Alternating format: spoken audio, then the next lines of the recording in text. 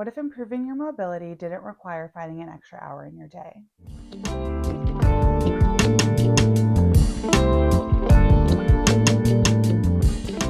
Hi, I'm Jordan, founder of Nirvana Next Level and creator of Flip and Flow, a guided movement experience inspired by biomechanics, informed by yoga, and specifically designed for pinball players. Today, we're talking about how and why you should take advantage of hidden opportunities to increase intentional movement throughout your day in a sustainable way by combining concepts from Move Your DNA and Atomic Habits. Move Your DNA by Katy Bowman was required reading at my Ganja Yoga teacher training.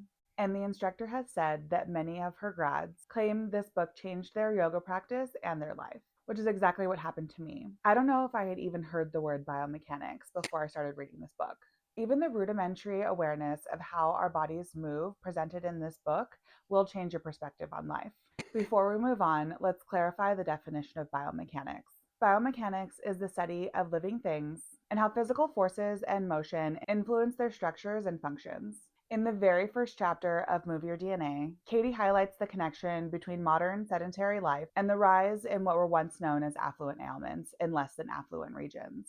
Things like coronary heart disease, metabolic diseases like type 2 diabetes, certain cancers, osteoarthritis, osteoporosis, allergies, depression, obesity, hypertension, asthma, and gout are more common than ever. Stay with me.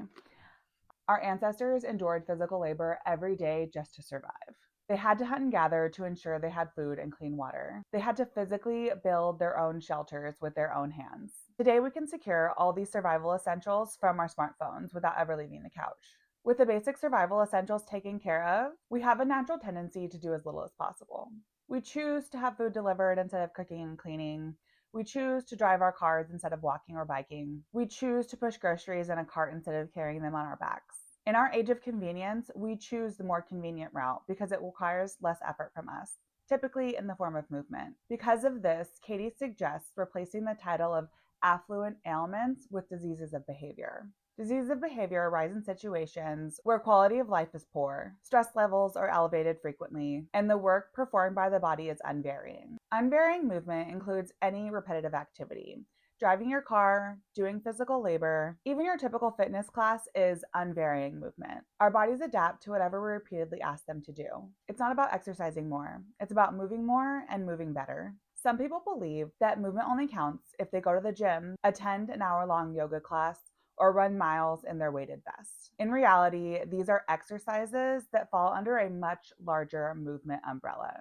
Movement includes breathing, wiggling your toes, picking up a pen, blinking your eyes, picking your nose, and so much more, including exercise, which typically consists of the same movement or limited number of movements repeated over and over again, such as biking, running, weightlifting, dancing, swimming, using a Stairmaster or elliptical machine, even things like aerobics, Pilates, and jazzercise classes. A great example of this difference is the rings on an Apple Watch. The move ring is larger and counts calorie burn throughout the day, while the exercise ring is smaller and is only counted when we intentionally track a series of these repetitive movements, right? Personally, I know I've closed my move ring without logging a single exercise for that day. We can and will still benefit from focused exercise, but we also have constant opportunities for varied movement available in the time we already have throughout the day. In fact, biomechanics teaches us that exercise does not always make every part of us better. Our bodies require more movement nutrition than exercise as we do it provides. Even those that identify as an exerciser are generally sedentary when they're not exercising. Katy suggests movement provides nutrition on the same level as food. We eat 3 or more times per day. Why are we only completing a single exercise? Our bodies will actually benefit more from incorporating micro movement snacks sprinkled throughout the day. This is where James Clear's 2-minute rule becomes really powerful.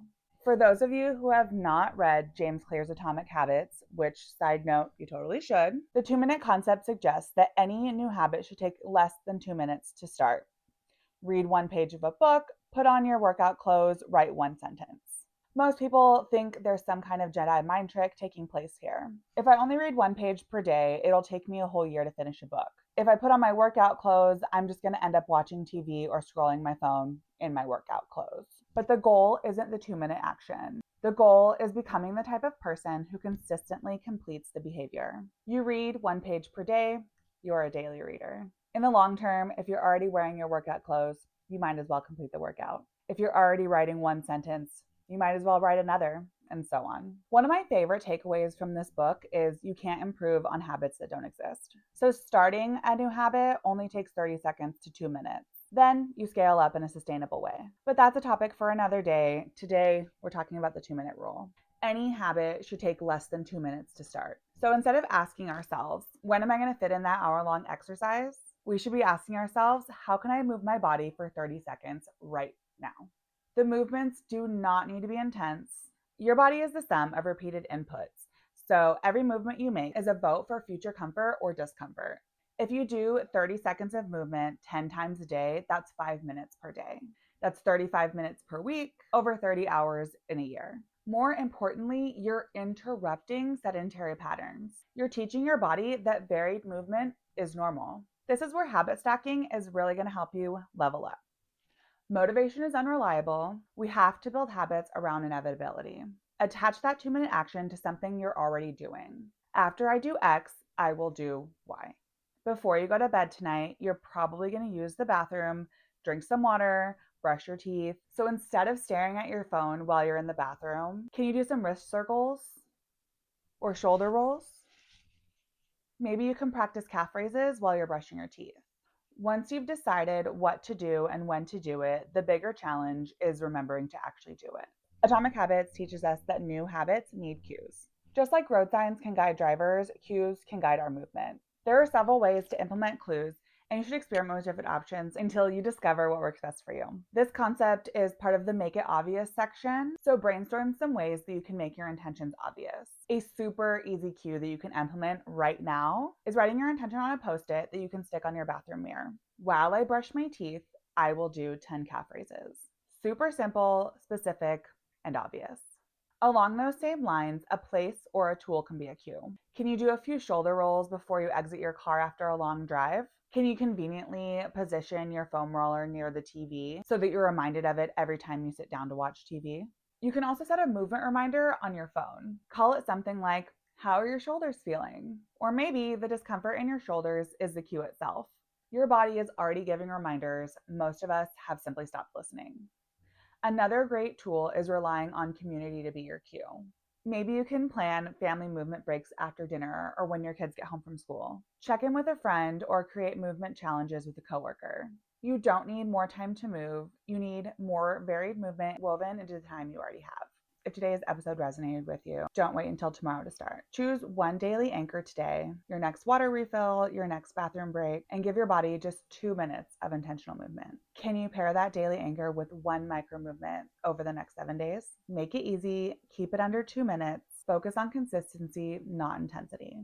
If you'd like some guidance, my 2-minute micro move series is here to guide you through simple, beginner-friendly movement breaks that meet your body exactly where it is. New micro moves are released regularly, so you'll always have another movement snack waiting for you. Comment below with your new micro movement habit. Be sure to like and subscribe for more content. And until next time, movement doesn't have to be complicated, it just has to happen.